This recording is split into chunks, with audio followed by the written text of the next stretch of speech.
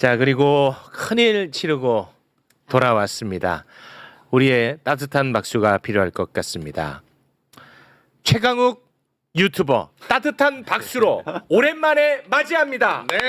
감사합니다. 아유, 진짜 예. 오랜만입니다. 뵙고 싶었습니다. 아, 한 2주 만에 뵙는 것 같네요. 예. 예. 2주 지났으니까 이제 좀 나오라고 말씀하셔서 누구처럼 뭐 바닥에 들어 누워서 반항 이런 거 없이 얼른 나왔습니다. 아, 어떻게 좀 잘 지내신 거죠? 예, 너무 많은 분들이 위로해 주시고 걱정해 주시고 하셔서 잘 네. 모셨습니다. 고맙습니다. 네. 진짜. 네, 아유 고맙습니다.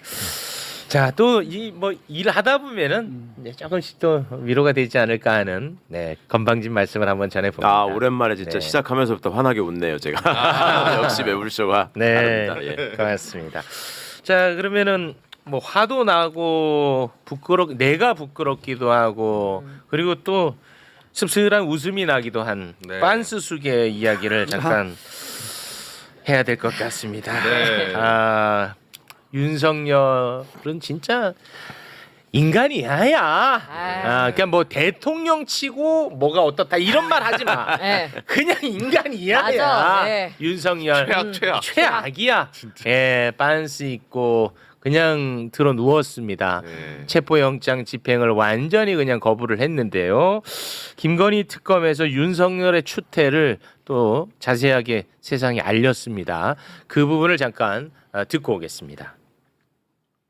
특검은 오늘 오전 8시 40분 피의자 윤석열에 대한 체포영장 집행에 착수하였으나 피의자의 완강한 거부로 완료하지 못하였습니다. 특검은 체포 대상자가 전 대통령인 점을 고려하여 자발적으로 체포영장 집행에 따를 것을 권고하였습니다. 그러나 피의자는 수의도 입지 않은 채 바닥에 누운 상태에서 체포에 완강하게 거부하였고 특검은 20-30분 간격을 두고 총 4회에 걸쳐 체포영장 집행에 따를 것을 요구하였으나 피의자는 체포에 계속 불응하였습니다. 아, 진짜 단군 일의 최악인 것 같아요. 네.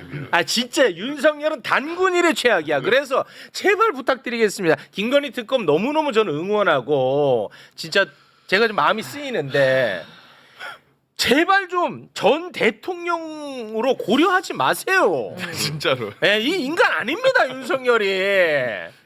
제가 2019년부터 일관되게 이건 인간도 아니다라고 계속 얘기를 했는데 맞습니다. 본인 스스로 공인을 해줘서 여러 가지로 참 윤석열이는 공로가 많습니다. 이 꼴까지 보여줄 거는 근데 상상을 아, 못하죠. 이제 이 정도는 솔직히 상상은 이상입니다. 네. 사실 요 기사가 지난 목요일인가 언제 처음 이게 저게 공부한 거잖아요. 아, 요거 금요일에 나왔어요. 금요일입니까? 네. 그때 제가 서초동에서 그 선배 변호사들을 좀 만날 일이 있어가지고 이렇게 만나서 얘기를 하고 있는데 이게 속보가 딱 뜨길래 그걸 보다가 제가 윤석열이가 지금 속옷바람으로 저 구치소 바닥에서 저러고 있단다 누워 있단다 그랬더니 이 선배 변호사들이 저보다 한 3-4년 선배들인데 네. 아니 좀 상도 치르고 그랬는데 이제 좀 그런 얘기는 조금 자제하는 게 좋지 않아? 그러니까 아무리 그렇다고 해서 걔가 그러겠어 그래서 과장인 줄 알았을 거야. 맞아, 아직도 그래. 그렇다니까요. 맞아, 맞아. 그래서 예. 아이 무슨 소리야 이게 지금 특검보가 발표한 거야 그랬더니 아이 거기다 왜 특검보는 또 왜 갖다 쓰고 이러는 거야. 맞아, 와, 진짜 진짜 그래. 황당했다니까. 그래서 내가 황당해, 진짜 그래. 아직도. 결국 제가 상주지만 참지 못하고 야이씨 정말이야 그러면서 보여줬다니까 이걸. 정말이야. 믿기 힘들지. 아, 인간이 아니다라고 얘기를 하시니까 저도 더러운 얘기를 하도 많이 해가지고 그냥 좀 어울리지 않게 우리 맹자님이 모든 인간은 원래 선하다 본성이 선하다고 성선설을 얘기했잖아요. 네. 아, 근데 맹자님, 네. 이 단서가 붙어 있는 걸 잘 모르세요. 그러면서 뭐라고 얘기하셨으면 수호지심이 없으면 수치심이 없고 부끄러움이 없으면 인간이 아니라라고 했습니다. 아, 전제가 있어. 모든 인간은 선한데 그런 놈은 인간이 아니야라고 했어요. 맹자님이. 인간이 아니에요. 네. 아니네. 아, 진짜 근데 솔직히 이 자체가 국민들이 모욕적으로 느껴지지 않습니까? 그럼요. 그렇지 않습니까? 당연하죠. 기분이 국민들이 나빠. 그러니까 모욕감을 느낀단 말이야. 근데 윤석열 변호인이 또 나와가지고 윤석열 모욕하지 말라고 난리를 치면서 네. 윤석열이가 빤스만 입고 있었던 이유를 얘기하는데 국민을 또 한 번 모욕합니다. 맞아. 예, 뭐라고 합니까? 윤석열 변호인에서 그 이유에 대해서는 얘기하는 게 아 그거는요 윤석열이 심장혈관 및 경동맥 협착에 문제가 있고 자율신경계 손상으로 인한 체온 조절 장애 우려로 인한 거다. 뭐 별의별 단어를 의료 단어를 다 붙여가지고 아니 그렇게 위급한 상황인데 왜 특검이 가자마자 또 주섬주섬이냐? 그러니까 그 왜 또 입어? 체온 조절 장애가 있다잖아요.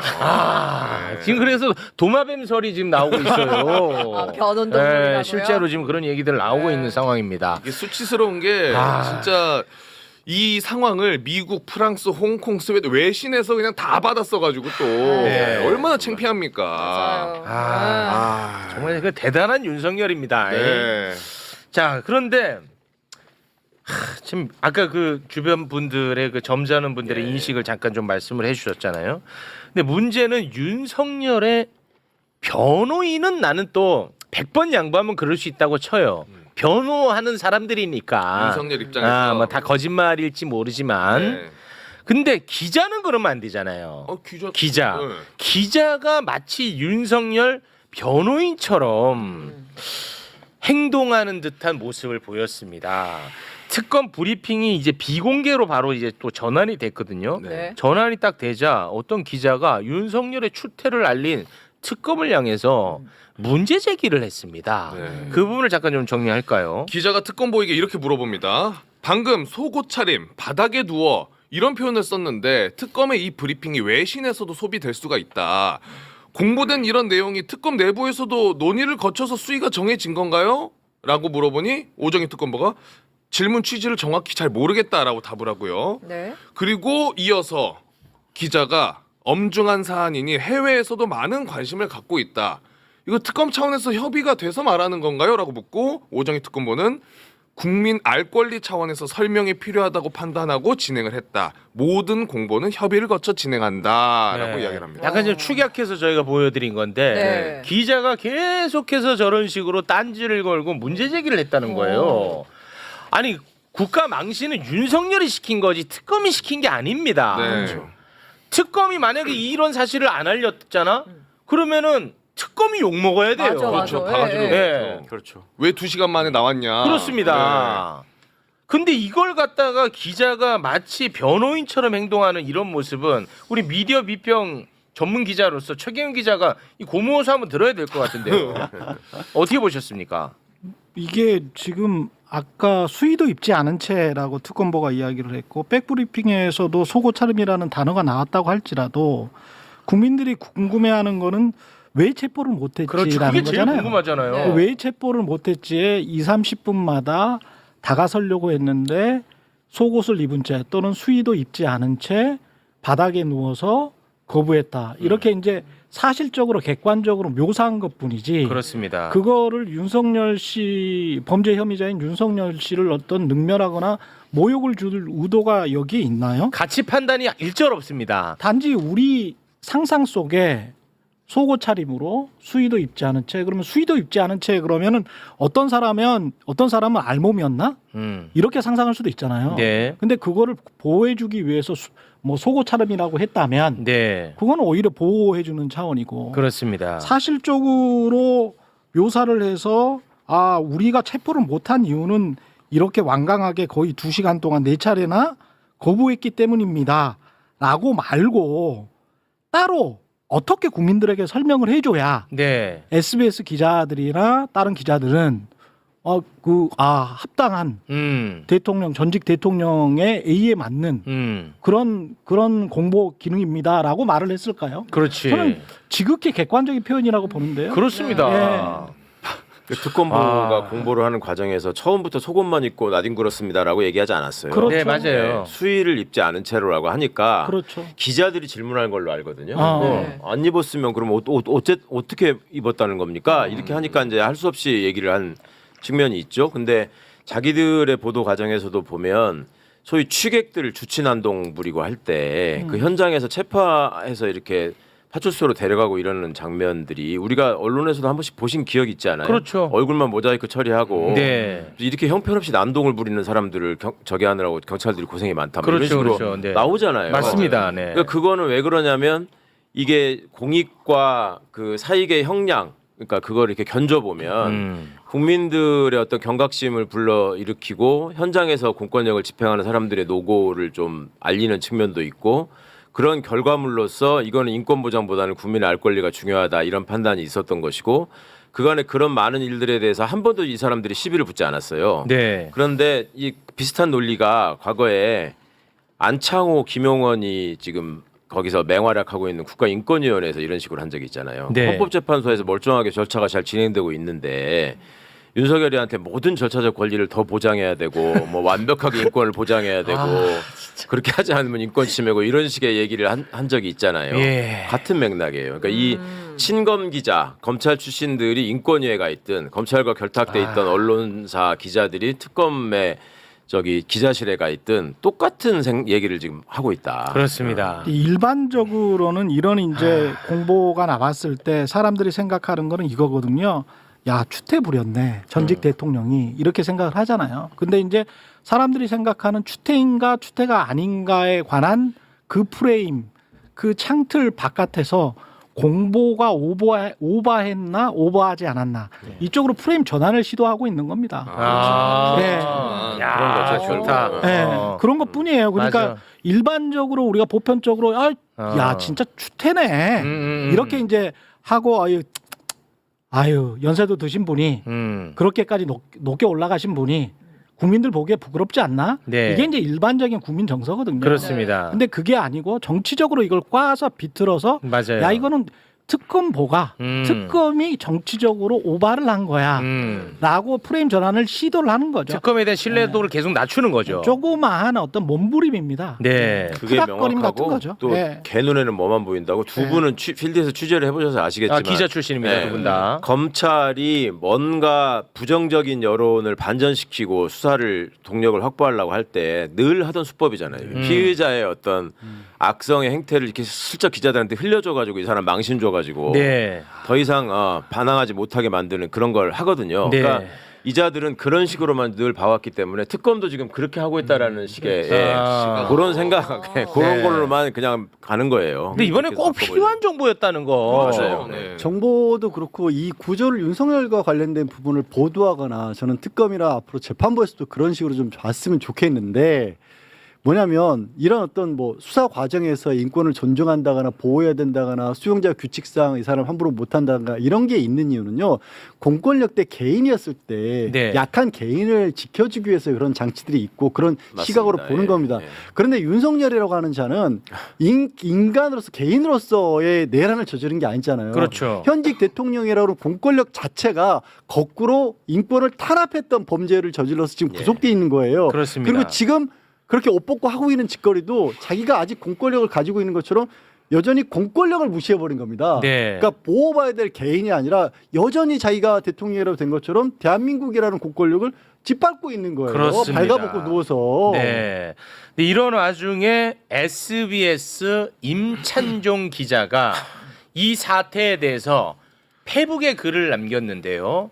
지금처럼 말씀하신 우리 그 세 분 같은 분들을 아주 한심하게 바라보고 있다는 점, 요때는 화가 좀 나면 좋겠는데 말이지요. 한번 소개를 좀 해주시겠습니까? 임찬종 기자의 페이스북 글을 좀 소개해드릴 텐데 제목 한심한 작자들. 최경영 같은 한심한 작자들. 네. 네. 그러면서 이렇게 씁니다. 조국 전 대표가 구치소에서 뭘 잊고 있었다고 검찰 공보관이 브리핑을 했어 봐라.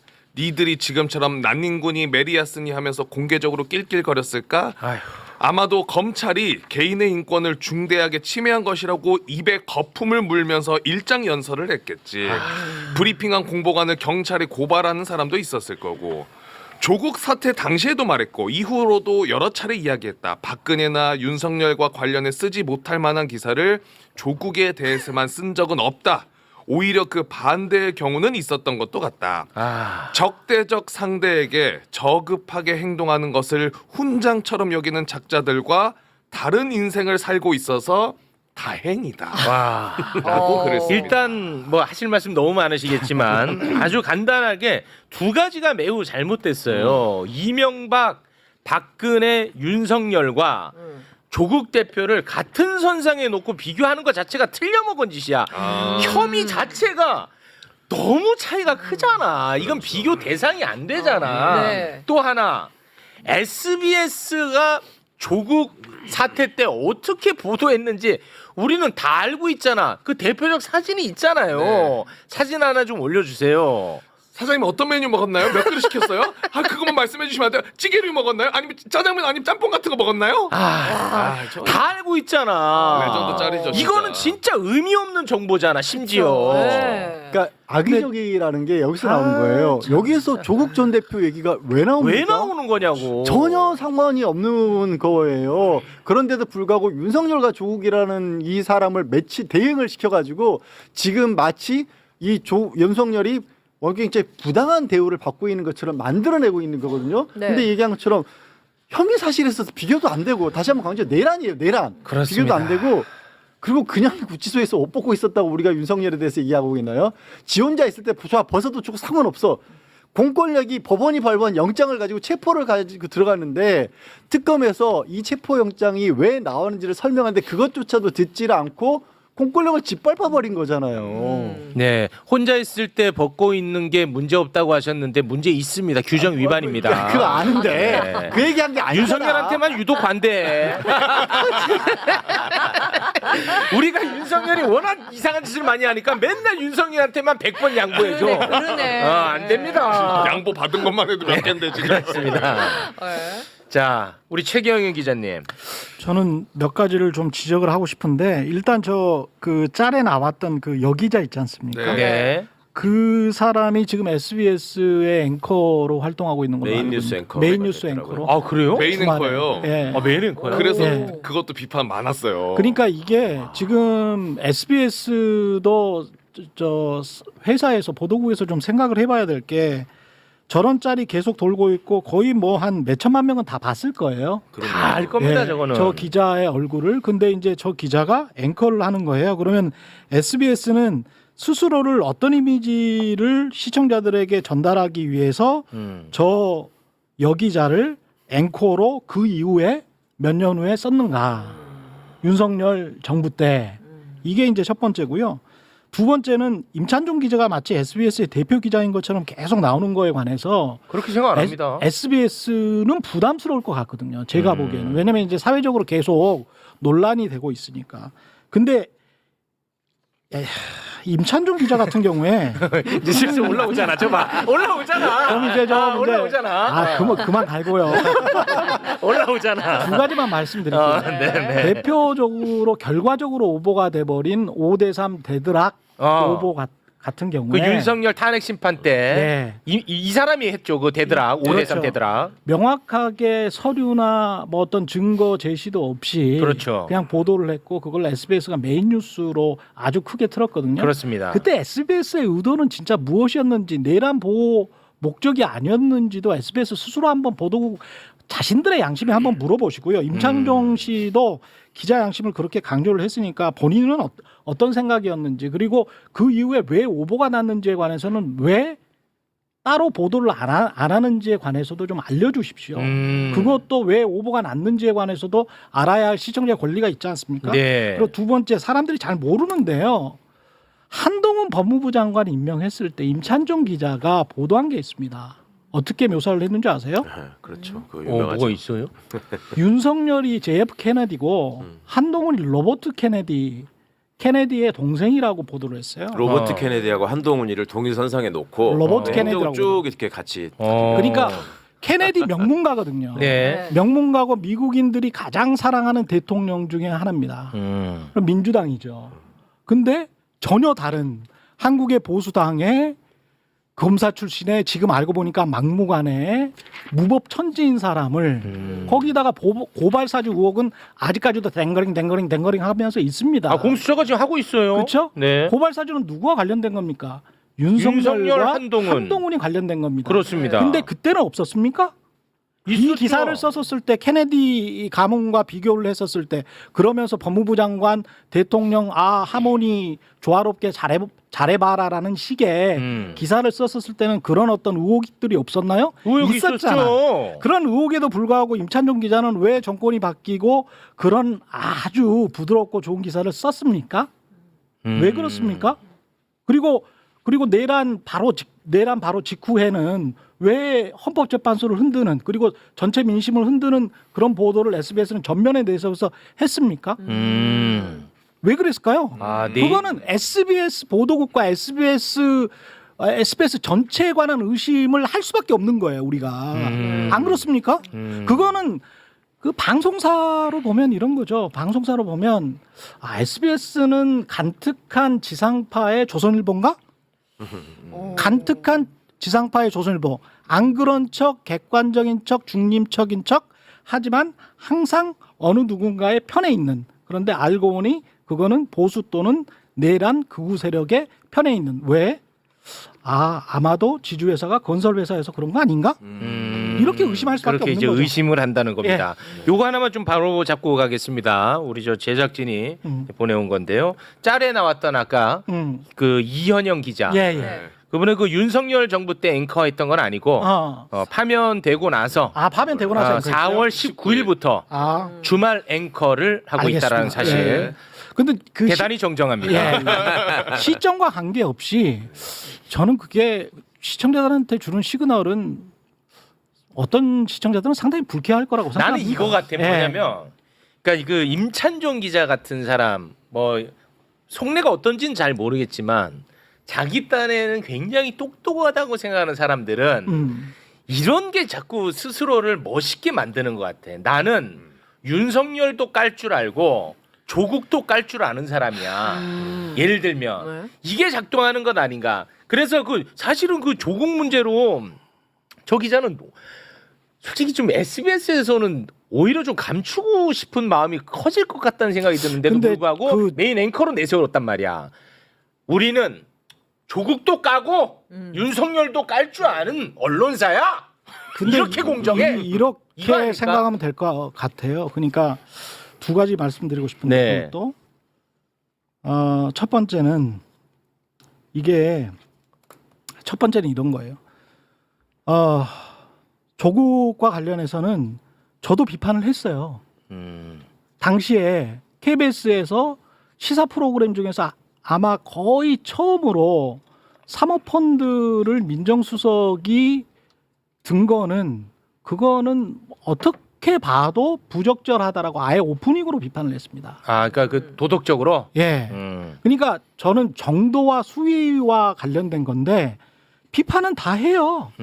근데 그 비판이 중앙일보나 특히 그때 당시에 중앙일보나 SBS나 대다수 언론들이 했던 그것 중에 오보도 굉장히 많았고 과장된 보도도 굉장히 많았잖아요. 네. 지금도 이재명 정부 들어와서 인사와 관련된 논란은 저도 지금 비판을 해요. 계속 비판하고 있습니다. 네. 근데 그 정도나 수위가 그러면 뭐 평균적인 이제까지 보편적인 언론의 수위의 비판이었나? 그건 전혀 아니라고 보거든요. 전혀 아니고 무리한 보도도 굉장히 많았고요. 특히 중앙일보 같은 경우에 무슨 사모펀드가 무슨 대선 자금용이라고 막 비판하고 김경률에게서도 막 그게 확정적인 것처럼 이야기를 했잖아요. 다 틀린 얘기지. 그런 거 전부 다 오보였지 않습니까? 다 틀린 거지. 근데 그런 것과 관련해서는 나도 비판했어. 나도 비판했지만 그때 당시에 정도와 수위에 맞게 비판한 언론이 맞는 언론은 아니에요. 네. 그리고 두 번째 법적으로 봤을 때는요. 이게 우리가 윤리적으로 봤을 때는 우리는 매일 저도 교회를 다니는데 매일 죄를 짓고 살아요. 우리 최욱 씨도 죄를 전 죄 짓지 않습니다. 너무 그 죄인 취급하지 마십시오. 거짓말이에요. 네. 저는 거짓말이에요. 매일 죄를 짓습니다. 매일. 저는 그렇게 죄인 취급하지 마십시오. 매일 죄를 짓습니다. 죄를 짓는 거하고요. 윤리적으로 죄를 짓는 것과 사법적으로 죄를 만드는 거는 전혀 다른 전혀 문제입니다. 다른 문제지. 근데 조국 사태의 핵심은 사법적으로 죄를 만들었다는 게 핵심이에요. 그렇지. 우리는 저도 매일 죄를 지어요. 수산이도 매일 죄를 짓고 저는 착하게 살죠. 왜 다 죄인으로 만들지 마세요. 우리 회개해야 됩니다. 아니, 알겠습니다. 근데 이게 죄를 짓는 것과 죄를 만드는 거는 굉장히 다르다.